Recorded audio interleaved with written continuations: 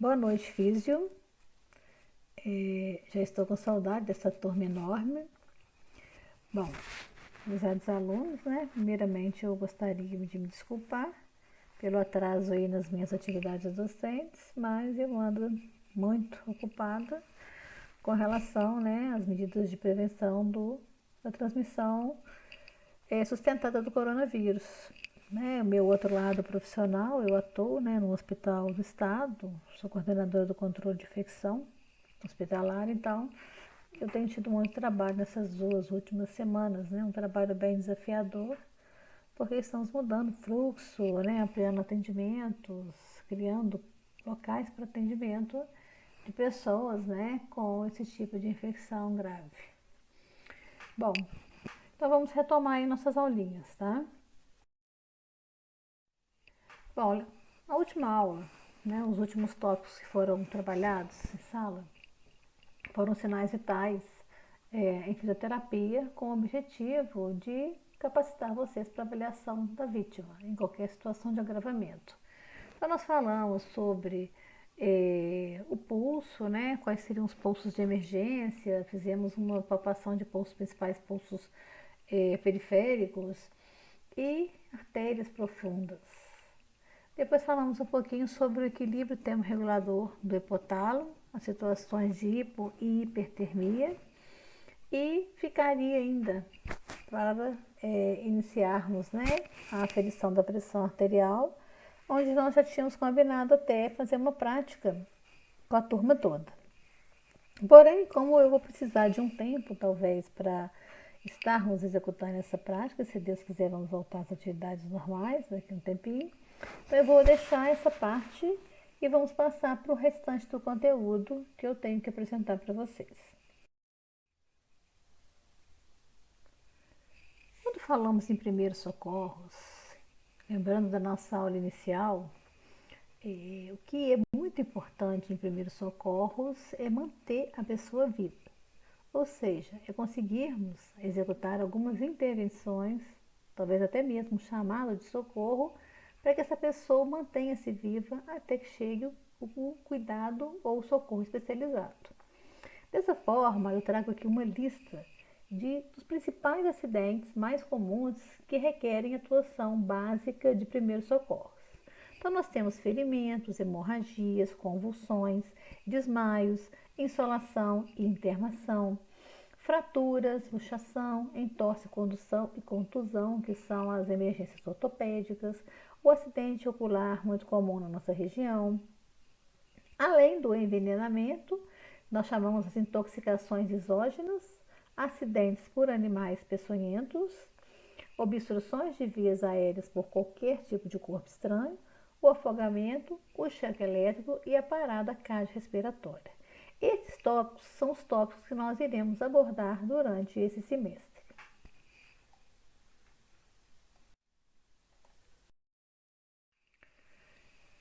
Bom, vamos falar agora então dos ferimentos ou das feridas.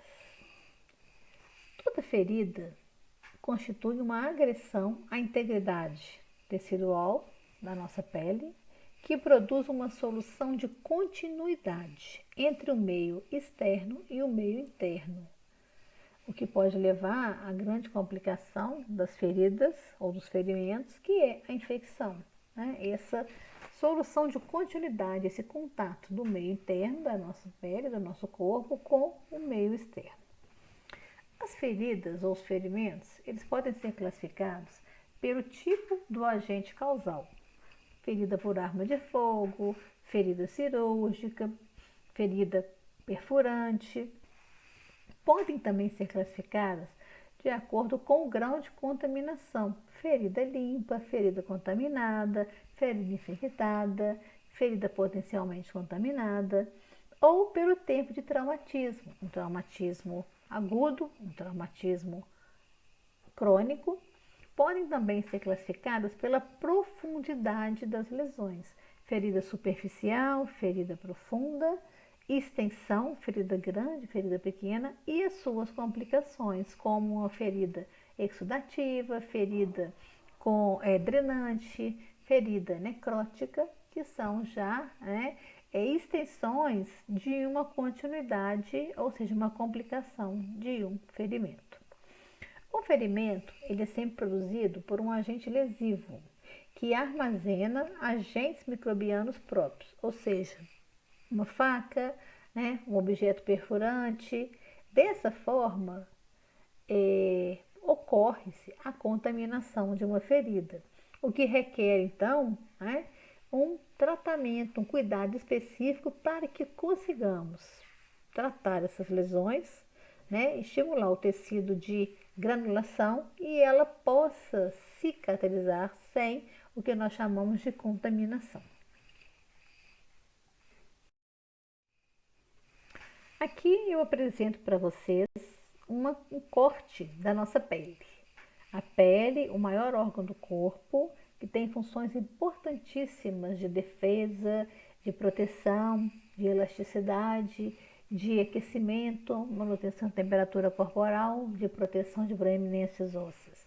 A nossa pele, ela produz 3 camadas distintas, ela é formada por 3 camadas, a epiderme, a derme e a hipoderme. Observem aqui no nosso desenho, a primeira camada é a epiderme, é a camada de proteção, é a camada responsável pela regeneração do nosso tecido, através das células chamadas queratócitos ou cerotócitos, a nossa pele vai sofrendo constante renovação. Logo abaixo da epiderme, nós temos a derme. A derme ela é formada por fibroblastos que nos conferem a elasticidade, o colágeno. Nós podemos engravidar, ter um barrigão, retornar com o corpo normal, nós podemos engordar, emagrecer, e essa produção de fibroblastos ela faz com que nós não tenhamos uma pele frouxa. Se vocês repararem no nosso desenho, é bem na derme onde nós temos o aparecimento dos primeiros vasos sanguíneos, das primeiras artérias, é onde está inserido o folículo piloso. Olhem só os pelinhos saindo pela epiderme, né? Eles vão assim lá embaixo na derme. Temos a produção de glândulas sebáceas, sempre muito aderidas ao folículo piloso, por isso que às vezes os rapazes, quando tem a barba, dá sempre ali uma espinhazinha, né? Que é a produção de sebo. Temos também as glândulas sudoríparas e temos as terminações nervosas que nos conferem a dor e também a sensibilidade. Então é uma camada de grande relevância para o nosso organismo.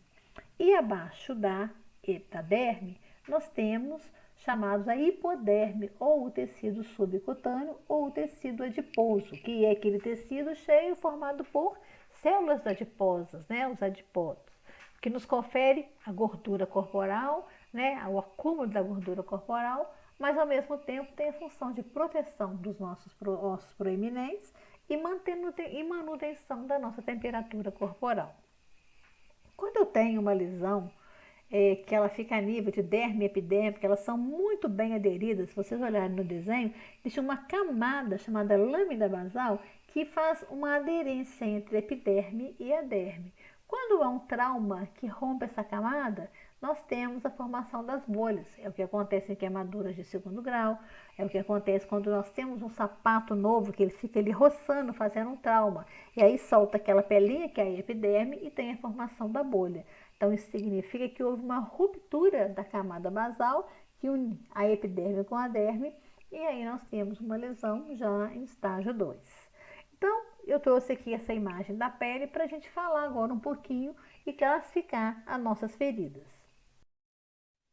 Então, nós temos aqui uma foto em cima, né, um dedinho já formando um coágulo, que são feridas superficiais, ou seja, são feridas que vão ser acometidas nas camadas mais superficiais da nossa pele, entre a epiderme e a derme superficial. Um exemplo muito característico de uma ferida superficial é o corte pequeno, onde se faz o processo de coagulação muito rápido, ou as escoriações, as abrasões e as contusões, que são até muito comuns em acidentes de moto, né? Acidentes de pequeno porte, e que nós devemos ter cuidados especiais com esse tipo de ferida, mesmo sendo superficial. Temos também as feridas profundas, tá? Que elas vão atingir níveis mais profundos da nossa pele, como a derme profunda, o tecido adiposo, as fáscias musculares que protegem nossos músculos, os tendões, os músculos, ossos, cartilagens e ligamentos. Então, elas não têm uma dimensão, elas vão até o nosso interior do nosso corpo. Observem a foto que está ali por cima. Nós temos ali, aparentemente, parece um coração, né? Que a gente vê ali as costelas cortadas. Esse coração ele está em maior amplitude porque ele está sendo a pele que envolve, né, o tecido, ele está sendo aberto por um afastador cirúrgico e a gente consegue visualizar também uma pequena porção ali, um lobo do pulmão naquela foto ali. Isso é uma ferida totalmente profunda porque ela está expondo já um órgão, né, dentro de uma cavidade. Essas feridas profundas, elas podem ser provocadas por vários tipos de situações, né? Por objetos pontiagudos, por lacerações, por exemplo, por úlceras por pressão, que são compressões do tecido ali muscular sanguíneo, feridas cirúrgicas, como é o caso da nossa foto, e em outras situações. Se vocês observarem a fotinha de baixo, nós temos ali uma ferida cirúrgica, lógico, de pequeno porte, né? Não tão profunda quanto aquela foto, mas nós já observamos, ela não está só a nível de derme. Por quê? A gente observa muito bem ali os adipócitos, ou seja, as células do tecido adiposo, a hipoderme. Bom, pessoal, então nós temos aqui passo a passo de como nós devemos lidar, atender pessoas ou vítimas em ferimentos superficiais. Então, inicialmente, nós vamos lavar bem a lesão com água e sabão, né? Essa lavagem ela deve ser abundante para que possa remover corpos estranhos, como pedrinhas de asfalto e poeira. Assim que nós lavarmos a lesão, nós vamos secá-la, ou com uma gaze estéril, preferencialmente, ou uma toalha limpa, sempre lembrando que nós temos que secar primeiro, inicialmente, né? Dentro, muito pouquinho por dentro, e depois a parte externa, para evitar que haja uma contaminação da pele, dos micro-organismos da pele para dentro da lesão.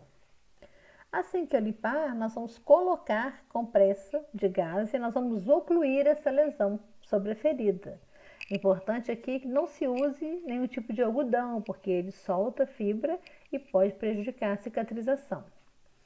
Muitas vezes eu recebo alunos com feridas por acidente de moto e existe um consenso popular sobre o tratamento dessas lesões. Muitos falam que as feridas, que as abrasões, as escoriações, elas não devem ser ocluídas, não devem se tampar, fazer curativo. Elas devem pegar ar, que esse ar ajuda na cicatrização. Mas se nós formos observarmos na prática, essa exposição da ferida, ela leva a um retardo no processo de cicatrização.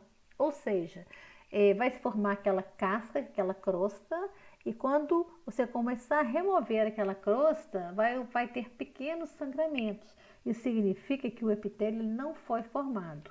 Então, a orientação que nós damos, que eu dou para vocês, é que oclua, que coloque uma gazinha, que coloque um óleo hidratante, lubrificante da lesão, uma pomada, né? E que isso possa manter a umidade da lesão e facilitar o processo de cicatrização. Importante aqui na lesão é não retirar nenhum tipo de corpo estranho, farpas, pedaços de vidro, a não ser que eles removam naturalmente com a limpeza da lesão. Por quê? Porque esses pedaços de tecido, de substância, eles podem estar aderidos a estruturas mais profundas da nossa pele e na remoção podem causar grandes sangramentos. Com relação aos ferimentos extensos e profundos, o que inicialmente podemos fazer é cobrir o ferimento com uma gaze ou um pano limpo, uma toalha, para evitar, não aumentar o risco de hemorragia.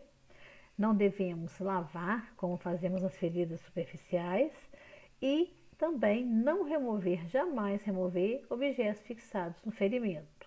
E vamos utilizar as técnicas para cessar a hemorragia, que é a técnica compressiva, através daquele pano, daquela lesão que foi coberta, daquela gaze que foi coberta, onde foi utilizada para cobrir a lesão, nós vamos fazer uma compressão para que cesse essa hemorragia. Caso a hemorragia ela venha, né, o sangue venha molhar aquela toalha que está fazendo compressão, nós vamos colocar uma outra toalha por cima e fazer novamente a compressão até que possa estagnar, né, esse sangramento. E aí vamos providenciar imediatamente o transporte e a remoção dessa vítima com esse tipo de sangramento. Bom, uma outra situação que é bem relevante que nós devemos falar, que é muito comum em nosso município, são as amputações devido a acidente de trabalho. A amputação ela se conceitua como uma separação de um membro ou parte do membro do resto do corpo. E nós devemos inicialmente ter duas preocupações. Uma é controlar a hemorragia, aquele sangramento devido à perda do membro, e a outra são cuidados importantes com a parte que foi amputada. Então, para controlar a hemorragia, nós vamos fazer uma compressão com uma toalha limpa, um agasalho, o que nós tivermos naquele membro. E, no segundo momento, vamos procurar a parte que foi amputada, vamos envolvê-la com um pano, limpá-la com soro fisiológico, sem que a gente faça imersão dentro de um líquido, envolvê-la num pano, uma gazinha limpa, colocada em 2 sacos plásticos e posteriormente vamos colocá-la dentro de um isopor com gelo ou água gelada. Essa conduta ela vai manter o membro amputado resfriado e vai facilitar que ele revascularize, né, com procedimentos cirúrgicos e que a pessoa volte a ter aquele membro que foi perdido. E transportar seguidamente a vítima rapidamente para o hospital, juntamente com o membro amputado. Importante aqui salientar é que não devemos colocar o membro amputado em contato direto com o gelo, porque em vez de manter as suas funções, nós vamos promover uma isquemia severa que vai impedir que faça-se a revascularização do membro amputado. Bom, pessoal, nós paramos aqui hoje. Eu deixo as referências biográficas para vocês e até a próxima aula.